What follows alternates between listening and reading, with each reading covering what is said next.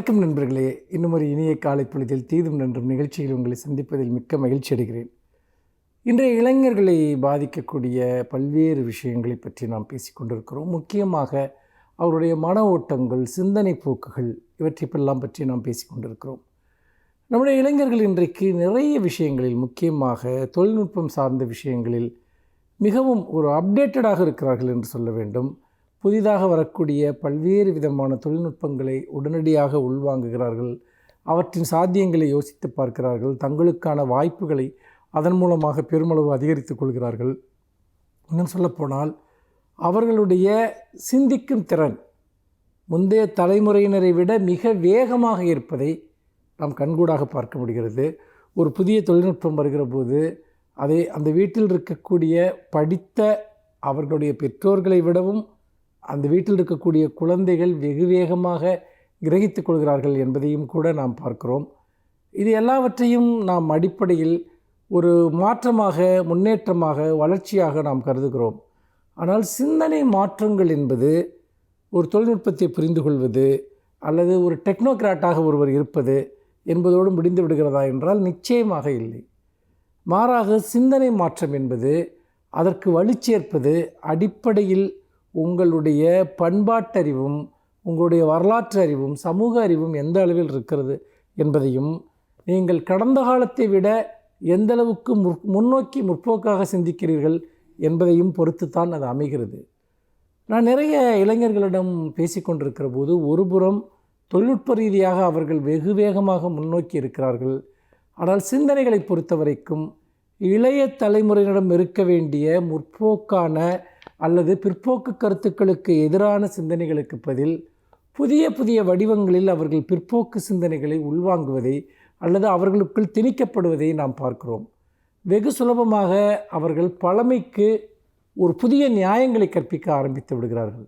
அந்த பழமைக்கு புதிய நியாயங்களை கற்பிப்பது என்பது பல்வேறு விதங்களில், அது சாதி பெருமை சார்ந்து நடக்கிறது, மதப்பெருமை சார்ந்து நடக்கிறது, தேசிய பெருமை சார்ந்து நடக்கிறது, இனவாத பெருமை சார்ந்து நடக்கிறது. ஆனால் ஒன்றை அவர்கள் மறந்து விடுகிறார்கள். கடந்த காலம் என்பது கடந்த காலம் மட்டுமே என்பதுதான். கடந்த காலத்தினுடைய எல்லா விதமான ஒரு துயரங்களிலிருந்தும் விடுபடுவது தான் ஒரு புதிய தலைமுறையினுடைய லட்சியமாக இருக்க வேண்டும். ஆனால் கடந்த காலத்தை ரொமான்டிசைஸ் செய்வது அல்லது கடந்த காலத்தில் எல்லாம் சிறப்பாக இருந்தன என்று நம்புவது அல்லது நமக்கென பெரிய பாரம்பரிய பெருமிதங்கள் இருந்தன என்று அந்த பெருமிதங்களுக்குள் தலையை திணித்து கொள்வது, இது எதுவுமே முன்னோக்கி செல்வதற்கு பயன்படாது. ஒரு தொழில்நுட்ப ரீதியாக 1000 விஷயங்களை கற்றுக்கொள்ளலாம். தொழில்நுட்பம் என்பது நம்மளுடைய வாழ்க்கைக்குரிய பல்வேறு விஷயங்களை பயன்படுத்துவதற்கான ஒரு சாதனம்தான். நீங்கள் அதற்குள்ளாக எத்தகைய மனிதனாக இருக்கிறீர்கள் என்பது மிக மிக முக்கியம். நீங்கள் ஒரு புதிய தொழில்நுட்பத்தை கற்றுக்கொள்வதனாலோ அதை பயன்படுத்துவதனாலோ உங்கள் வாழ்க்கை எந்த விதத்திலும் மேம்பட்டு விடுவதில்லை. சில சௌகரியங்கள் உங்களுக்கு கிடைக்கலாம். ஆனால் உங்கள் சிந்தனை என்பது புதியதாக இருக்கிறதா? அது பழமையான பல்வேறு அழுத்தங்களிலிருந்து விடுபட்டதாக இருக்கிறதா?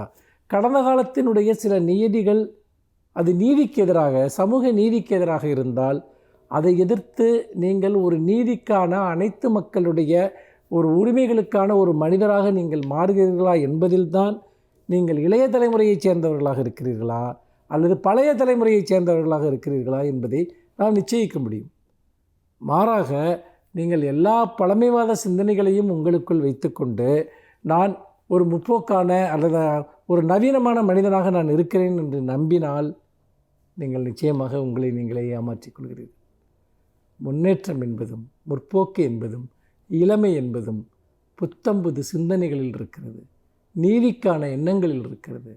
அப்படித்தான் ஒரு இளைஞர் உண்மையிலேயே இளைஞராக மாற முடியும். மீண்டும் இன்னும் ஒரு புதிய சிந்தனையோடு உங்களை சந்திக்கிறேன். நன்றி, வணக்கம்.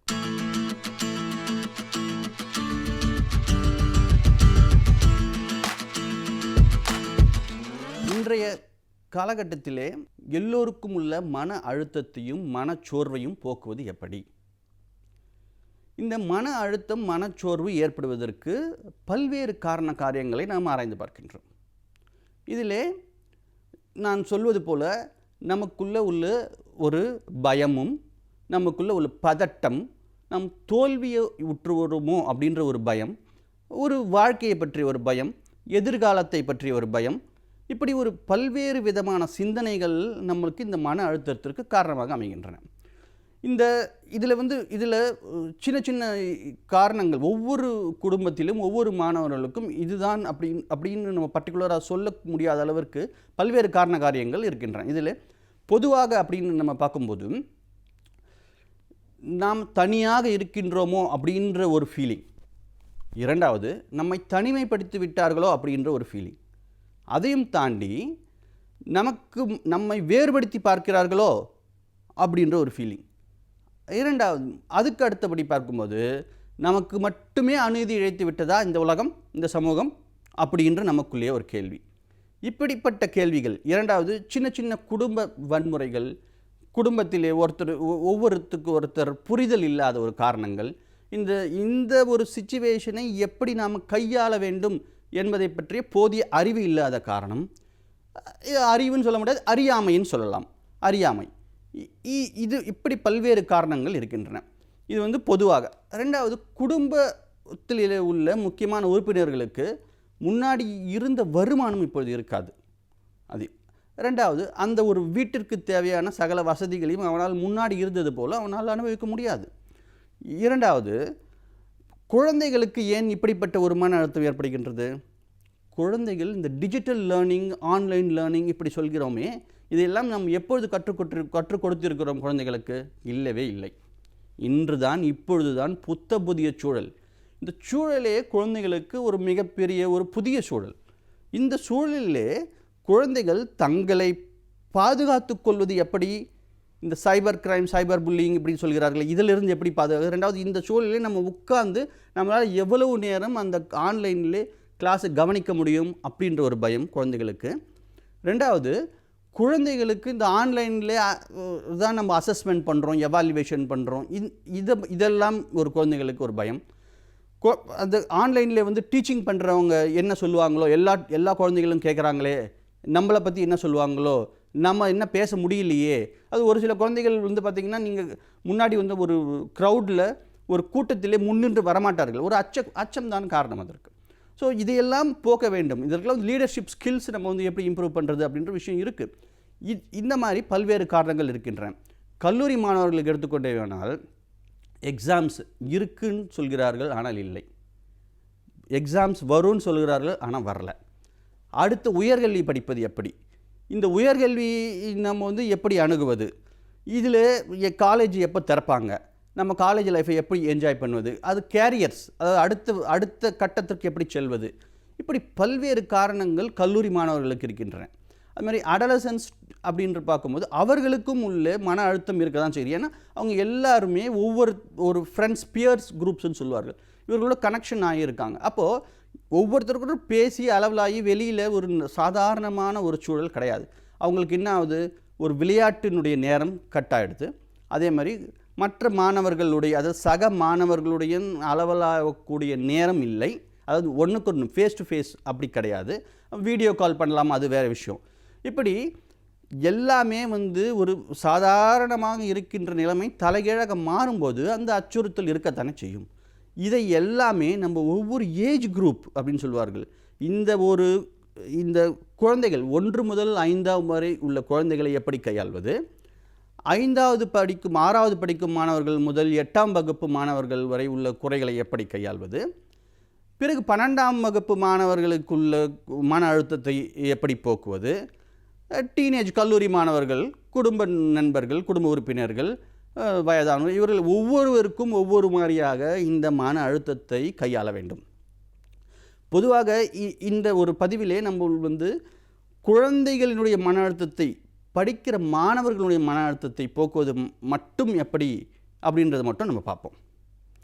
இப்போது எல்லாருமே ஸ்கூல் கேம்பஸ், ஹாஸ்டல் கேம்பஸ் இப்படிலாம் கேள்விப்பட்டிருக்கோம். ஆனால் ஹோம் கேம்பஸ், இதுதான் புதிய வார்த்தை. ஹோம் கேம்பஸ் அப்படின்ற வார்த்தை புதிது. அதாவது வீட்டுச் சூழலிலே கல்வியை கற்க வேண்டும். வீட்டுச் சூழலிலே நீங்கள் கல்வியை கற்க வேண்டும். இந்த வீட்டுச் சூழலிலே நீங்கள் கல்வியை கற்க வேண்டும் என்றால் அதற்குள்ள வழிமுறைகள் என்ன?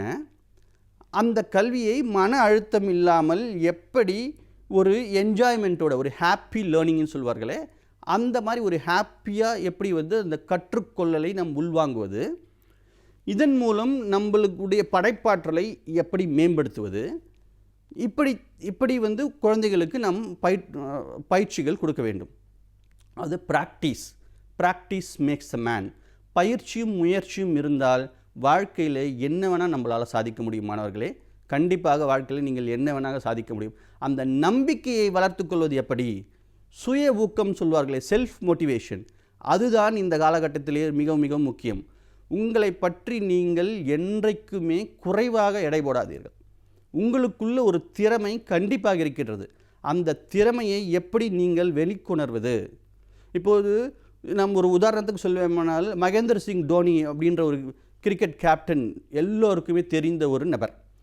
அவர் சிறிய வயதிலேயே அவர் விளையாட்டின் ஆர்வம் இருந்தது உண்மை. ஆனால் ஃபுட்பாலில் தானே அவருக்கு ஆர்வம் இருந்தது. திடீர்னு கிரிக்கெட்டிலே எப்படி அவர் இன்வால்வ் பண்ணி கொண்டார், அதில் அவருடைய திறமையை எப்படி வளர்த்து கொண்டார், அவருடைய காலகட்டத்திலே அவருடைய சந்தித்த இன்னல்கள் என்னென்ன, அவர் எப்படி வாழ்க்கையில் வெற்றி பெற்றார், அவர் கேப்டன் கூல் அப்படின்னு சொல்லக்கூடிய அளவிற்கு அவர் எப்படி தன்னுடைய நிர்வாக மேலாண்மையும் ஒரு ஆளுமை திறனையும் எப்படி வளர்த்து கொண்டார், இதையெல்லாம் நாம் கண்டிப்பாக பார்க்க வேண்டும். மாணவர்களுடைய மத்தியிலே முக்கியமாக பழக்க வழக்கங்களை நாம் ஒரு லிஸ்ட் போட்டு நம் ஆசிரியர்களும் பெற்றோர்களும் மாணவர்களுக்கு சொல்ல வேண்டும். அது ரொட்டீன்ஸ்ன்னு சொல்வார்களே, ரொட்டீன்ஸ். அந்த ரொட்டீன்ஸும் அந்த ஹேபிட்ஸ், இது ரெண்டுமே தான் மாணவர்களை திறன்பட வாழ்க்கையினுடைய தரத்தை மேம்படுத்துவதற்கு உதவும். யோகா, மெடிடேஷன், பிராணாயம், இந்த மாதிரி ஒரு குறிப்பிட்ட ரொட்டீனான ஒரு வாழ்க்கை முறையை நாம் இந்த காலகட்டத்திலே மட்டுமல்லாமல் என்றைக்குமே பின்பற்றுமானால் நம்முடைய மனச்சோர்வு கண்டிப்பாக நீங்கும். இதை தவிர, அதாவது செயல்முறை மூலம் கல்வி, ஒரு மாடல் பேஸ்டு கல்வி, ரெண்டாவது ஒரு மியூசிக் மூலமாக நம்ம என்ன லேர்ன் பண்ணுறோம், ஒரு டான்ஸ் மூலமாக என்ன லேர்ன் பண்ணுறோம், இப்படி பல்வேறு விதமான நீங்கள் கற்றலையும் கற்பித்தலையும் கற்றுக்கொள்ள வேண்டும். ஒரே மாதிரி ட்ரெடிஷ்னல் லேர்னிங்க்கு நீங்கள் போகவே கூடாது. நம்மளுக்கு என்ஜாய்ஃபுல்லாக மூலமாக எதை நம்ம கற்றுக்குறோம், ஒரு மாடல் மேக் பண்ணி கற்றுக்குறோமா இல்லையா, நம்ம குக்கிங் மூலமாக அதில் உள்ள இன்ஃபர்மேஷன் என்னென்னு தெரிஞ்சுக்கிறோம், ஒரு கேமிங் விளையாடுறதுல கூட அதில் நம்மளுடைய லீடர்ஷிப் ஸ்கில்லை நம்மளால் ப்ரூஃப் பண்ண முடியும். இப்படி பல்வேறு விதமான வழிமுறைகளை நமது முன்னோர்கள் வகுத்து உள்ளார்கள். அதாவது இந்த மாதிரி சிச்சுவேஷன்ஸ்க்கு மட்டும் இல்லாமல் என்றைக்குமே இது வந்து நம்மளுக்கு மிகவும் பயனுள்ளதாக அமையும். நன்றி, வணக்கம்.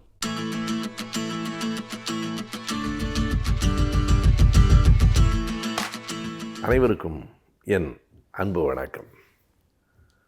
பிரிட்டன் இந்தியாவை தன் காலனி நாடாக வைத்திருந்த போது என்ன தந்திரங்களை எல்லாம் கை கொண்டது என்பதை மறைந்த பிரதமர் ஜவஹர்லால் நேரு அவர்கள் தன்னுடைய டிஸ்கவரி ஆஃப் இந்தியா என்கிற புத்தகத்தில் எழுதியிருப்பார்.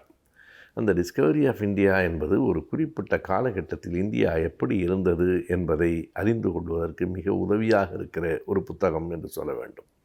அதில் ஒரு அத்தியாயம் இருக்கிறது. அது என்ன சொல்லுகிறது என்றால், இந்தியாவின் நிர்வாகத்தை சமன்படுத்த பிரித்தானிய அரசு கையாண்ட முறை என்பது அந்த தலைப்பு. எப்படி இங்கே இருக்கிற ஏற்ற இறக்கங்களை, முரண்களை எப்படி அந்த பிரித்தானிய அரசு கையாண்டது என்றால், லண்டன் என்பது, இங்கிலாந்து என்பது ஒரு சின்னஞ்சிறிய நாடு. இந்தியாவோடு ஒப்பிட்டு பார்க்கிற போது அந்த நாடு அவ்வளோ பெரிய நாடு இல்லை. ஆனால் அது இந்தியாவை தன்னுடைய காலனி நாடாக வைத்திருந்தது. இந்தியா என்பது பல்வேறு தேசிய இனங்களை கொண்ட, பல்வேறு பண்பாடுகளை கொண்ட நாடு. இன்றைக்கு நாம் சொல்லுகிற இந்தியா என்பதை உருவாக்கியவனும் அப்படி ஒரு பேர் வைத்தவனும் ஆங்கிலேயன்தான். அவன்தான் இந்தியாவை ஒருங்கிணைத்தான். வெவ்வேறு மொழி பேசியவர்களை, வெவ்வேறு பண்பாடு கொண்டவர்களை, பொருளாதார உடவியல் அடிப்படையில் வெவ்வேறு நிலையில் இருந்த மாநில மக்களையெல்லாம் ஒருங்கிணைத்து இந்தியா என்கிற பெயரையும் ஆங்கிலேயர்கள் கொடுத்தார்கள். இந்தியா என்கிற நாட்டையும் உருவாக்கினார்கள். அதற்கு முன்னால் எந்த பேரரசின் காலத்திலும் இன்றைக்கு இருக்கிற இந்தியா இல்லை. மிக கூடுதலாக இன்றைக்கு இருக்கிற இந்தியாவின் பெரும்பகுதியை ஆண்ட அவுரங்கசீப் காலத்திலே கூட கர்நாடகம் வரைக்கும் தான் அந்த எல்லை பரவி இருந்தது. இன்றைக்கு இருக்கிற இந்த வரைபடத்தில் நாம் பார்க்கிற இந்தியாவை உருவாக்கிய ஆங்கிலேயர்கள் என்ன எழுத வருகிறார் என்றால், அவர்களுக்குள் அந்த நிர்வாகத்தில் எப்படி ஒரு முரண் இருந்தது என்பதை நேரு மிக கவனமாக எழுதுகிறார். இன்றைக்கு நாம் கூறுகிற இந்தியா என்கிற இந்த நாட்டை உருவாக்கியவரும் ஆங்கிலேயர்கள்தான். இந்த இந்தியாவின் ஒற்றுமையை குலைக்க முயற்சித்தவர்களும் ஆங்கிலேயர்கள்தான். ஏன் அவர்களே உருவாக்கிய நாட்டில் அவர்களே அந்த ஒற்றுமையை குலைக்க வேண்டுமென்றால் நேரு மிக தெளிவாக சொல்லுகிறார், அவன் ஒரு நோக்கத்திற்காக இந்தியா என்கிற நாட்டை உருவாக்கினான். துண்டு துண்டாக இருப்பதை விட எல்லாவற்றையும் சேர்த்து ஒரு நாடாக்கினால் இங்கே இருக்கிற கனிவளங்களை எல்லாம் எடுத்துக்கொண்டு போவது இயல்பு எளிது என்று அவன் ஒரு நாடாக ஆக்கினான். ஆனால் என்ன ஆயிற்றென்றால் வெவ்வேறு தேசிய இனங்களாக பிரிந்து கிடந்தவர்களெல்லாம் ஒன்றுபட்டு ஆங்கிலேயர்களை எதிர்ப்பதில் ஒற்றுமைப்பட்டு விட்டார்கள். எனவே இங்கே ஒரு தேசியம் என்கிற உணர்வு வளர்ந்தது. இந்தியா விடுதலை பெற வேண்டும் என்கிற நினைவு வந்தது. நானும் அடிமை, நீயும் அடிமை தான், ஆனால் எனவே 2 அடிமைகளும் சேர்ந்து அவனை எதிர்த்து போராடலாம் என்கிற உணர்வு வந்தபோது ஆங்கிலேயர்கள் என்ன முடிவு செய்தார்கள் என்றால், இந்த ஒற்றுமை நிலைக்கக்கூடாது என்று கருதினார்கள். உருவாக்கியதும் அவர்கள்தான், குலைத்ததும் அவர்கள்தான். என்ன செய்தார்கள் என்றால், ஒவ்வொரு தேசிய இனத்துக்கும் இருக்கிற வேறுபாட்டை அவர்களே பெரிதாக்கினார்கள். நீங்கள் போய் பீகாரிக்காரனுக்கு அடிமையாக இருக்கலாமா, அல்லது ஒரு சிற்றரசன் இன்னொரு சிற்றரசனுக்கு அடிமையாக இருக்கலாமா என்று பல்வேறு விதமான சிற்றரசுகளுக்கு இடையிலே மோதல்களை, மதத்தின் பெயரால் மோதல்களை அன்றைக்கு ஆங்கிலேயர்கள் உருவாக்கினார்கள். எப்போதும் நிர்வாகத்தில் ஒரு தந்திரம், தனக்கு கீழே இருக்கிறவர்களை எல்லோரையும் அடிமைகளாக வைத்து கொள்ள வேண்டும், ஆனால் எல்லா அடிமைகளும் ஒன்று சேர்ந்து விடாமலும் பார்த்து கொள்ள வேண்டும். இப்போதும் எப்போதும் நடக்கிற ஒரு தந்திர உத்தி தான் இது. ஒடிசாவுக்கு போய் ஒரு தமிழன் பேச்சை நீங்கள் கேட்கலாமா என்று சொல்லுவது, தமிழ்நாட்டுக்கு வந்தால் இந்தியாவில் இருக்கிற எல்லோரும் இந்தியர்கள் தானே என்று கூறுவது. இன்றைக்கும் அது போன்ற உத்திகள், அது போன்ற தந்திரங்கள், அது போன்ற மோசமான அரசியல் வழிகள் பின்பற்றப்படுகின்றன. இவற்றை தொடக்கி வைத்ததும் ஆங்கிலேயர்கள்தான் என்பதை டிஸ்கவரி ஆஃப் இந்தியா என்கிற புத்தகத்தில், அந்த இயலில் நேரு விரிவாக எடுத்து காட்டுகிறார். எப்படி அவர்கள் ஒருங்கிணைத்தார்கள், பிறகு எப்படி அவர்களே அதனை குலைத்தார்கள், ஒருங்கிணைத்ததற்கு நோக்கம் என்ன, குலைத்ததற்கு காரணம் என்ன என்கிற எல்லாவற்றையும் ஒரு அரசியல்வாதியாக இல்லாமல் ஒரு வரலாற்று ஆசிரியராக, ஒரு அரசியல் சிந்தனை கொண்டவராக நேரு அவர்கள் அந்த புத்தகத்தில் எழுதியிருக்கிறார். அந்த புத்தகத்தை தெளிவாக படித்து முடித்தால் அன்றைய இந்தியாவும் நமக்கு புரியும், இன்றைய இந்தியாவும் நமக்கு புரியும்.